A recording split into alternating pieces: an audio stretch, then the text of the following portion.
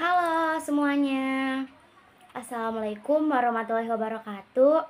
Perkenalkan, nama saya Nur Ajija dengan NIM 66702201117, kelas 4A Ilmu Pemerintahan.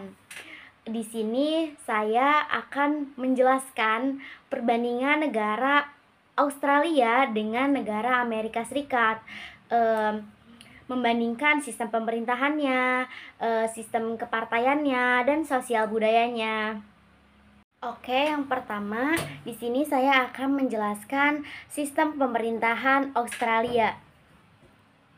Australia sebuah monarki konstitusional yang berarti bahwa negara ini mengakui seorang raja atau ratu sebagai kepala negaranya.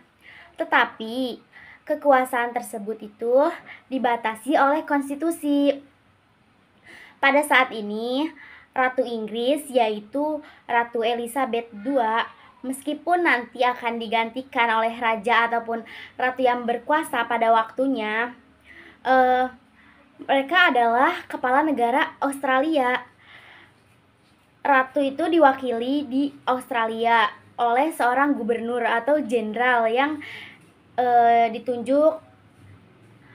Terus gubernur ini memiliki berbagai tugas dan konstitusional, termasuk memberikan persetujuan kerajaan pada undang-undang yang telah disahkan oleh parlemen. Terus membubarkan parlemen sebelum pemilu dan menunjuk Perdana Menteri. Australia menerapkan sistem pemerintahan parlementer yang berarti bahwa eksekutif atau pemerintahnya ini berasal dari dan bertanggung jawab kepada legislatif atau parlemen. Nah, parlemen di Australia terdiri dari 2 kamar. Yang pertama, Dewan Perwakilan atau House of Representatives, yaitu kamar ini memiliki 151 anggota yang dipilih melalui pemilu setiap 3 tahun sekali. Lalu anggota Dewan Perwakilan ini mewakili konstitusi atau daerah pemilihan dan partai atau koalisinya yang memenangkan mayoritas kursi di biasanya itu membentuk pemerintahan. Lalu ada Senat. Kamar ini memiliki 76 senator dengan masing-masing negara bagian yang diwakili oleh 12 senator dan masing-masing teritori oleh 2 senator. Nah, senator ini dipilih untuk masa jabatan 6 tahun dengan pemilihan setengah anggota Senat dilakukan setiap 3 tahun. Lalu Perdana Menteri adalah kepala pemerintahan dan biasanya pemimpin partai atau koalisi yang memiliki mayoritas di Dewan Perwakilan. Kalau kabinet itu terdiri dari menteri-menteri yang dipilih dari anggota parlemen. Tugas itu membantu Perdana Menteri dalam menjalankan pemerintahannya itu. Australia juga disebut negara federasi yang terdiri dari 6 negara bagian dan 2 teritori masing-masing. Nah, memiliki pemerintah sendiri yang bertanggung jawab atas berbagai aspek legislatif tertentu. Nah, 6 negara bagian tersebut itu seperti yang pertama ada New South Wales, 2 Victoria, ketiga Queensland, yang keempat ada South Australia, yang kelima Western Australia, yang keenam ada Tasmania. Sedangkan 2 teritorianya adalah yang pertama Northern Territory, yang kedua Australian Capital Territory atau ACT. Nah, setiap negara bagian ini dan teritori ini memiliki parlemen dan pemerintahnya sendiri yang bertanggung jawab atas urusan seperti pendidikan, kesehatan, transportasi, dan beberapa aspek hukum dan ketertiban lainnya. Terus pemerintah federal ini berkedudukan di Canberra, bertanggung jawab atas urusan yang lebih luas seperti kebijakan luar negeri, pertahanan, perdagangan, dan imigrasi. Lalu federalisme di Australia ini memastikan bahwa ada pembagian kekuasaan antara pemerintah federal dan pemerintah negara bagian atau teritori, yang memungkinkan setiap level pemerintahan ini untuk menangani isu-isu yang lebih dekat dengan kebutuhan dan kepentingan warga di wilayahnya masing-masing. Oke, setelah kita membahas sistem pemerintahan Australia, kita lanjut ke sistem kepartaian Australia. Kepartaian di Australia itu ada multipartai. Jadi sistem kepartaian di Australia ini kan bersifat multipartai, yang berarti ada beberapa partai politik yang berkompetisi dalam pemilu. Nah, meskipun demikian, politik Australia ini didominasi oleh dua partai besar. Yang pertama, Partai Buruh Australia. Nah, Partai Buruh ini berhaluan kiri tengah dan tradisional, yang didukung oleh serikat pekerja dan kelas pekerja. Nah, Partai Buruh ini berfokus pada isu-isu seperti keadilan sosial, hak pekerja, dan kesejahteraan sosial. Lalu yang kedua ada koalisi. Nah, koalisi ini aliansi politik antara dua partai konservatif utama seperti Partai Liberal. Partai Liberal ini berhaluan kanan tengah. Partai ini mendukung kebijakan ekonomi seperti pasar bebas, terus pengurangan pajak dan sektor swasta yang kuat. Lalu yang kedua ada Partai Nasional Australia.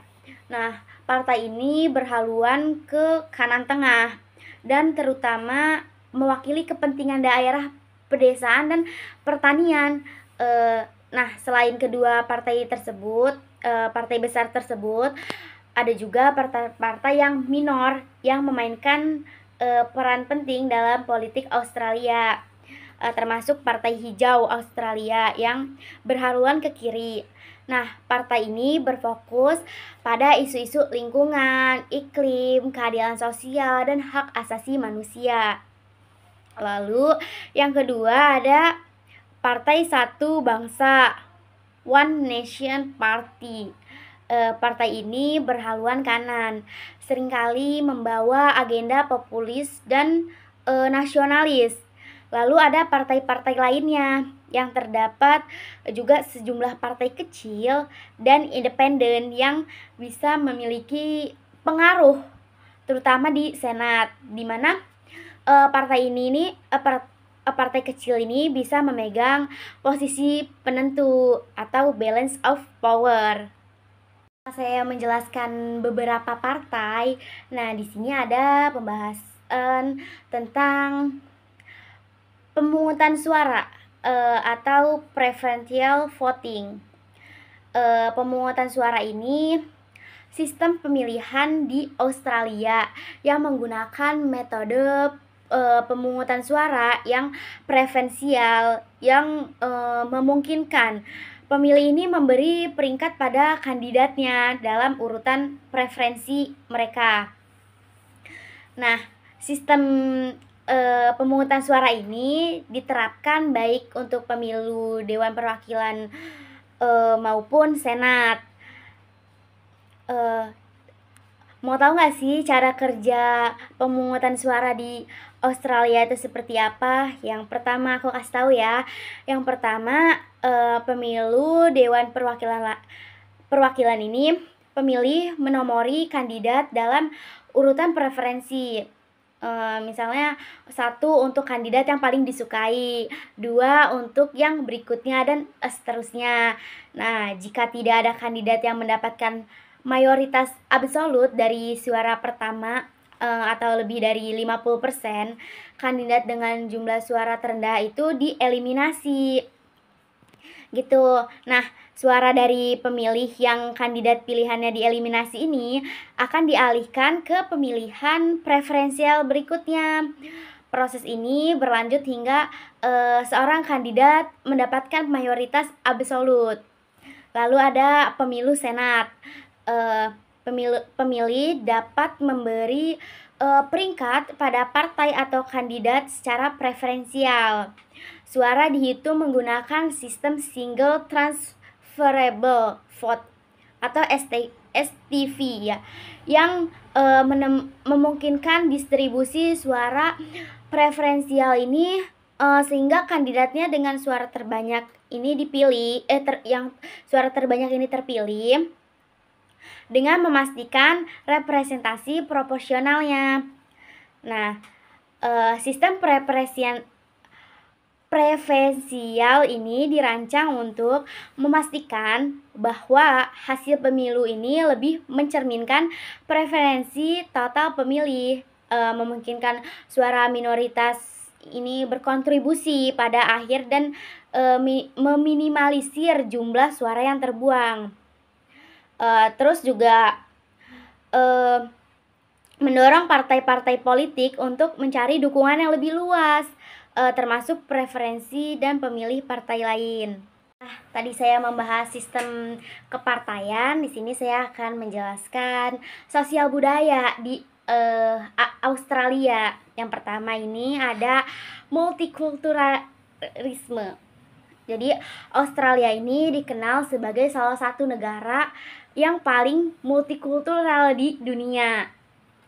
Kebijakan multikulturalisme di Australia ini dimulai setelah Perang Dunia Kedua dengan menerima gelombang besar imigran dari berbagai negara untuk membangun kembali ekonomi dan masyarakat pasca perang.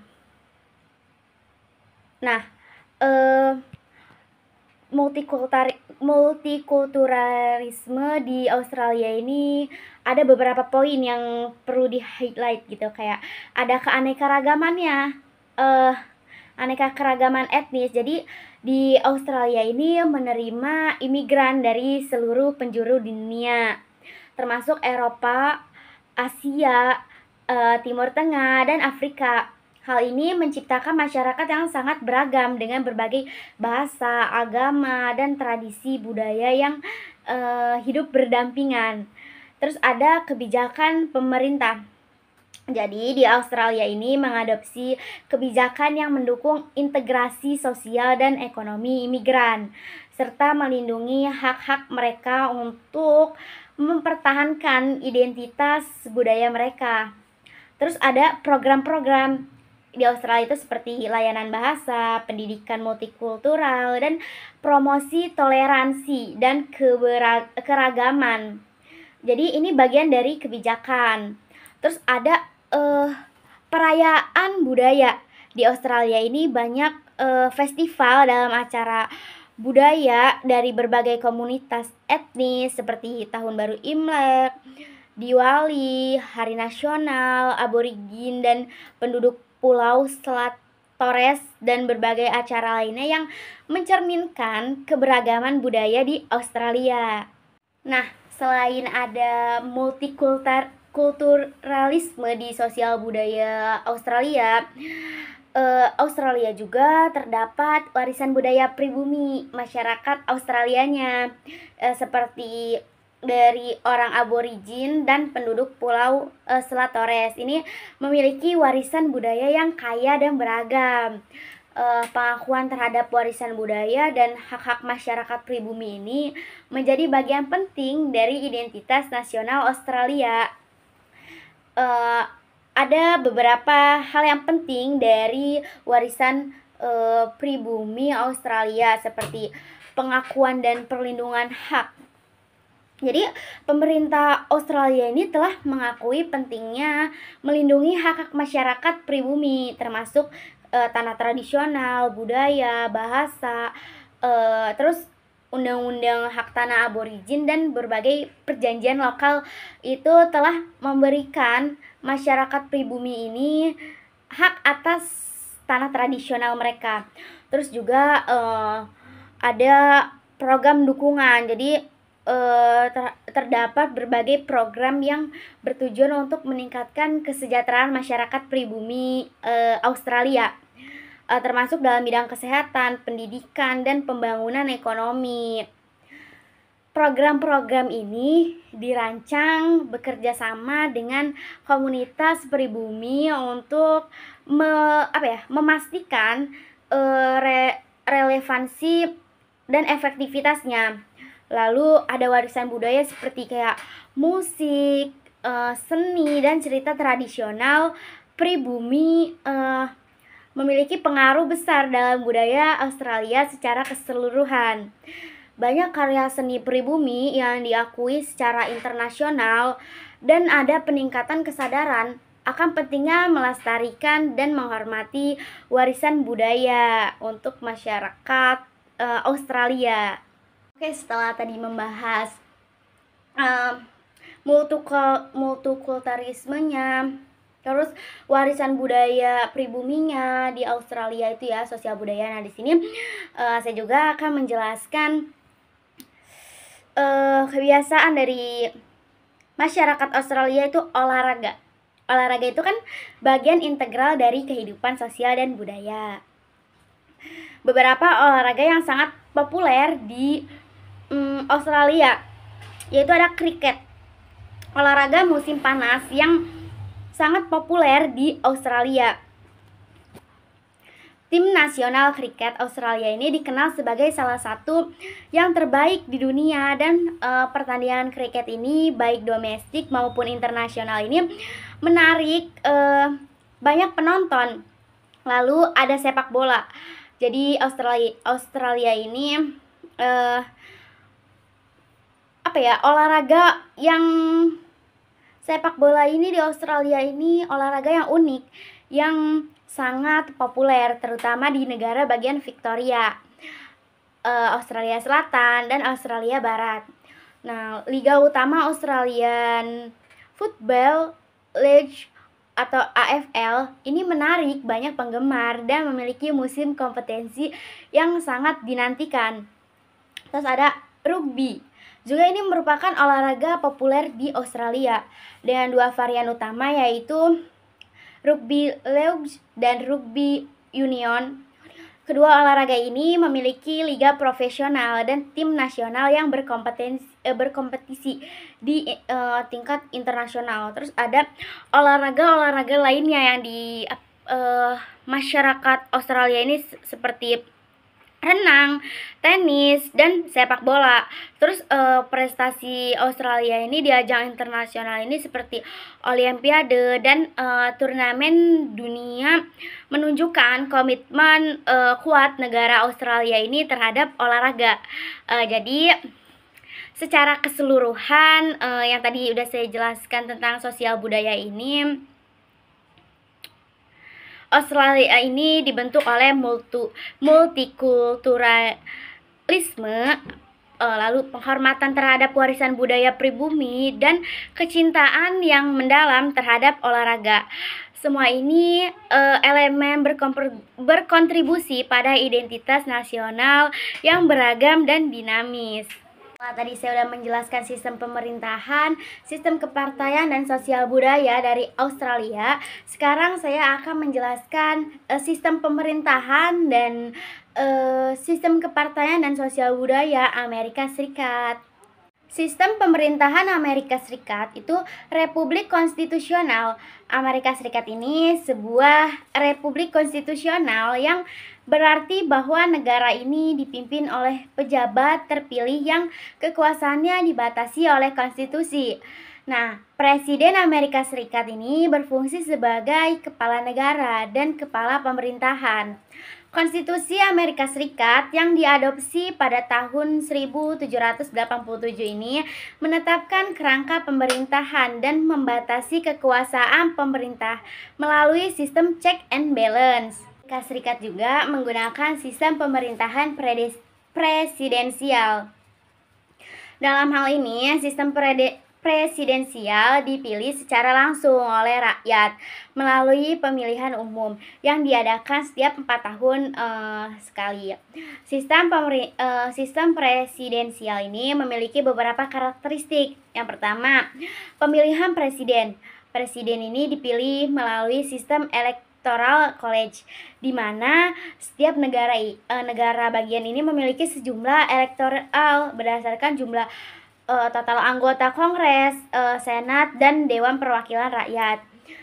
Terus pemilih di setiap negara bagian ini memilih kandidat presiden dan pemenang di negara bagian tersebut mendapatkan semua suara elektoral ini kecuali di Nebraska dan Maine yang membagi suara elektoral secara proporsional. Lalu ada kekuasaan eksekutif, di mana presiden ini memiliki kekuasaan eksekutif yang luas, termasuk menjadi panglima tertinggi angkatan bersenjata, menjalankan undang-undang federal, dan memiliki hak veto atas undang-undang yang disahkan oleh Kongres. Nah, lalu ada Dewan Perwakilan Rakyat, terdiri dari 435 anggota yang dipilih setiap 2 tahun sekali. Jumlah perwakilan dari setiap negara bagian ini didasarkan pada jumlah penduduk. Terus ada Senat, terdiri dari 100 senator dengan masing-masing negara bagian diwakili oleh 2 senator yang dipilih untuk masa jabatan 6 tahun. Pemilihan senator diadakan setiap 2 tahun untuk sepertiga kursi Senat. Amerika Serikat adalah negara federal yang terdiri dari 50 negara bagian, masing-masing dengan otonomi tertentu dan konstitusi sendiri. Lalu ada prinsip federalisme, membagi kekuasaan antara pemerintah nasional, federal, dan pemerintah negara bagian. Ada beberapa aspek penting dari federalisme di Amerika Serikat, yaitu ada otonomi negara bagian. Setiap negara bagian memiliki pemerintahan sendiri yang terdiri dari eksekutif atau gubernur, legislatif, dan yudikatif. Nah, negara bagian ini memiliki kekuasaan yang untuk mengatur isu-isu yang tidak diatur oleh pemerintah federal seperti pendidikan, kesehatan, dan hukum pidana. Lalu ada konstitusi negara bagian. Jadi setiap negara ini memiliki bagian konstitusi yang menetapkan struktur pemerintahan dan hak-hak warga negara bagian tersebut. Konstitusi negara bagian itu harus sejalan dengan konstitusi Amerika Serikat, tetapi dapat memberikan hak-hak tambahan kepada warga negara bagian. Terus ada pembagian kekuasaan.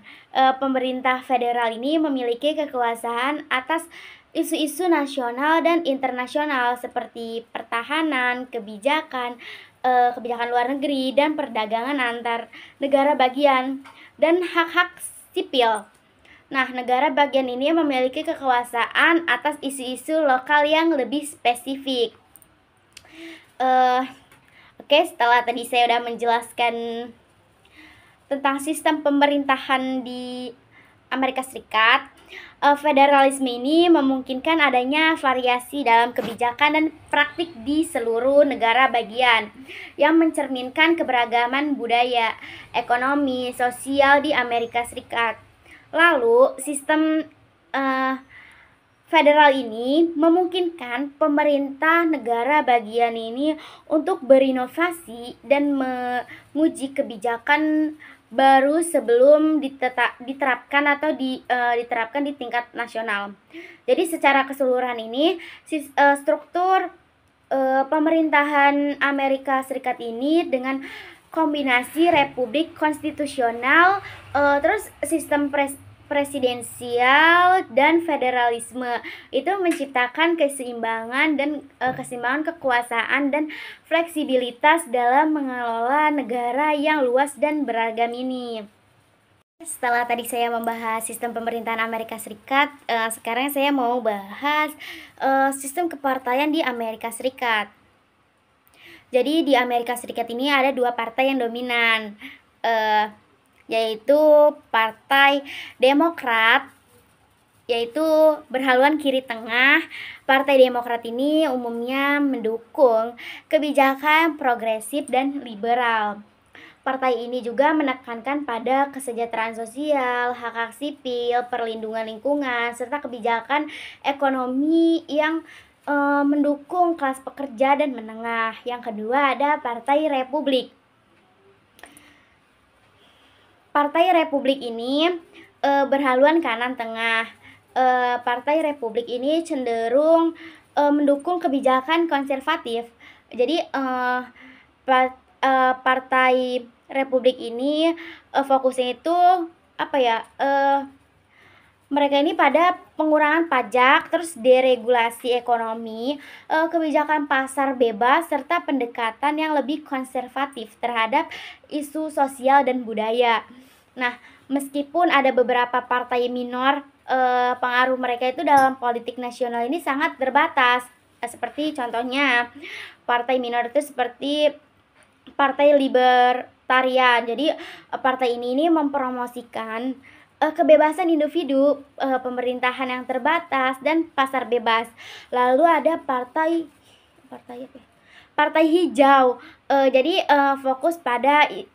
partai ini fokus pada isu-isu lingkungan, keadilan sosial, dan anti korporatisme. Jadi partai-partai minor ini dapat memainkan peran dalam pemilihan lokal ataupun regional tertentu.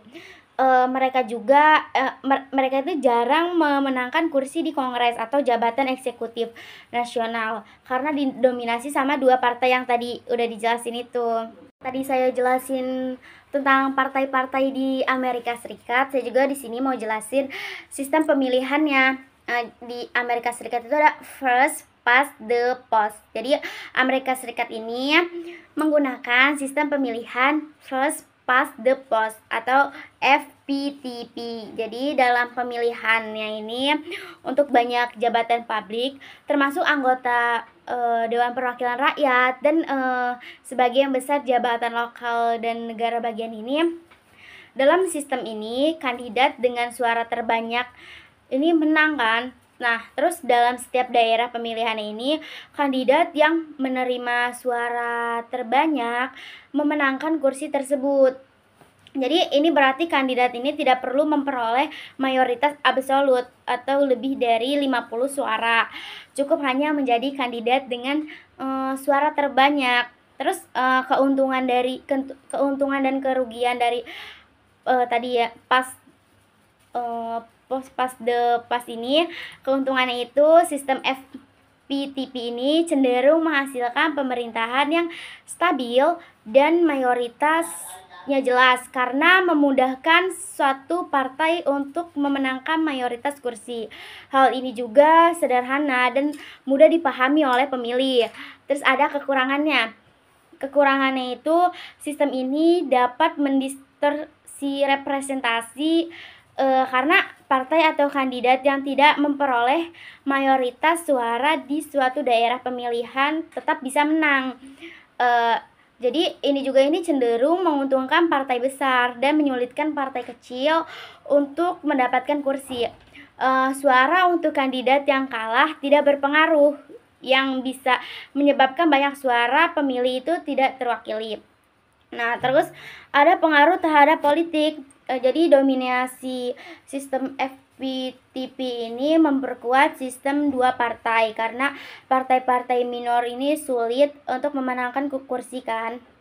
Nah, jadi ini menciptakan dinamika di mana pemilih sering merasa terdorong untuk memilih kandidat dari salah satu dua partai utama untuk menghindari pemborosan suara mereka pada kandidat yang tidak mungkin menang. Sistem dua partai dan FPTP ini bekerja sama untuk menjaga stabilitas politik, tetapi juga membatasi keberagaman representasi politik di tingkat nasional. Jadi ini membuat sistem politik Amerika Serikat ini sangat berbeda dari negara-negara dengan sistem proporsional atau multipartai yang lebih kompleks. Sekarang saya akan membahas sosial budaya Amerika Serikat. Jadi sosial budaya di Amerika Serikat itu ada melting pot. Di Amerika Serikat itu sering disebut sebagai melting pot karena kemampuannya untuk menyerap dan mengintegrasi berbagai budaya dari seluruh dunia. Nah, sejak didirikannya Amerika Serikat ini telah menjadi tujuan bagi jutaan imigran yang mencari peluang ekonomi, kebebasan beragama, dan kehidupan yang lebih baik. Nah, konsep-konsep melting pot itu seperti apa sih yang di Amerika Serikat itu? Yaitu ada imigrasi. Jadi, imigrasi ini gelombang imigran dari Eropa, Asia, Amerika Latin, dan Afrika itu telah datang ke Amerika Serikat selama berabad-abad. Setiap kelompok ini membawa tradisi, bahasa, makanan, dan kebiasaan mereka sendiri yang kemudian bercampur dengan budaya Amerika yang ada. Terus ada yang kedua, asimilasi dan pluralisme. Di satu sisi, imigran seringkali berasimilasi dengan budaya Amerika yang lebih luas, mengadopsi bahasa Inggris dan norma-norma sosial Amerika. Di sisi lain, pluralisme budaya juga sangat dihargai, memungkinkan komunitas imigran untuk mempertahankan identitas budaya mereka sambil berkontribusi pada masyarakat yang lebih luas. Terus ada juga di Amerika Serikat itu ada perayaan multikulturalisme. Jadi Amerika Serikat ini merayakan berbagai festival dan hari libur dari berbagai tradisi budaya seperti Thanksgiving yang merupakan hasil dari penggabungan berbagai pengaruh budaya. Budaya Amerika Serikat juga memiliki pengaruh yang sangat besar di seluruh dunia, terutama melalui industri dan hiburan dan media. Yang pertama itu ada musik. Genre musik seperti jazz, blues, rock and roll, dan hip hop dan country berasal dari Amerika Serikat dan telah menjadi populer di seluruh dunia. Terus artis Amerika Serikat itu seringkali mendominasi tangga lagu internasional. Terus ada film dan televisi. Hollywood adalah pusat industri film dunia, menghasilkan film dan acara televisi yang ditonton oleh audiens global. Banyak film dan serial TV Amerika telah menjadi ikon budaya global. Terus ada budaya pop. Selain musik dan film, aspek lain dari budaya pop Amerika Serikat itu seperti mode, makanan cepat saji, dan teknologi juga memiliki dampak besar secara internasional. Jadi perusahaan-perusahaan teknologi Amerika Serikat ini seperti Apple, Google, dan Facebook itu juga memiliki pengaruh besar dalam kehidupan sehari-hari di seluruh dunia. Lalu di sosial budaya Amerika Serikat ini ada keberagaman dan ras dan ketegangan di Amerika Serikat. Ini memiliki sejarah yang panjang dan rumit, bisa dibilang rumit, mengenai hubungan ras dan gerakan hak-hak sipil. Jadi hal ini mempengaruhi dinamika sosial dan politik saat ini. Yang pertama ada sejarah ketegangan ras. Jadi sejarah perbudakan, segregasi, dan diskriminasi rasial ini telah meninggalkan warisan yang masih terasa hingga kini. Meskipun telah ada kemajuan signifikan dalam hak-hak sipil sejak gerakan hak-hak sipil pada 1960-an, ketegangan rasial juga masih menjadi isu yang relevan. Terus ada gerakan hak-hak sipil, yaitu gerakan ini yang dipimpin oleh tokoh-tokoh seperti Martin Luther King Jr. berjuang untuk mengakhiri diskriminasi rasial dan memperjuangkan kesetaraan bagi orang kulit hitam Amerika.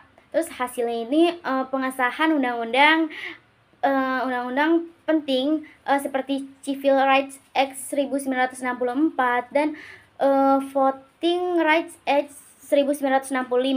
Terus ada dinamika sosial kontemporer. Jadi isu ketegangan rasial ini terus muncul dalam bentuk diskriminasi, kebrutalan polisi, dan kesenjangan ekonomi dan pendidikan antara kelompok ras yang berbeda.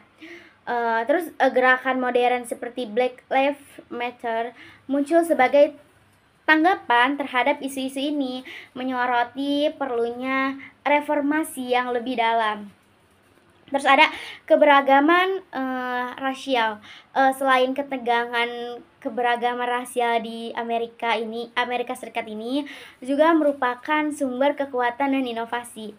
Komunitas multirasial dan multietnis ini seringkali berkontribusi pada dinamika budaya dan ekonomi yang yang kaya di negara ini. Terus secara keseluruhan Amerika Serikat ini negara yang sangat beragam secara budaya dengan pengaruh yang luas dan beragam dalam bidang seni, musik, film, dan teknologi. Meskipun menghadapi tantangan dalam hal hubungan rasial, keberagaman ini juga merupakan sumber kekayaan dan inovasi bagi masyarakat Amerika Serikat. Oke, cukup sekian penjelasan sistem pemerintahan, sistem kepartaian, dan sosial budaya dari negara Australia dan Amerika Serikat yang saya jelaskan. Kurang lebihnya mohon maaf. Thanks for watching. Wassalamualaikum warahmatullahi wabarakatuh. Bye bye.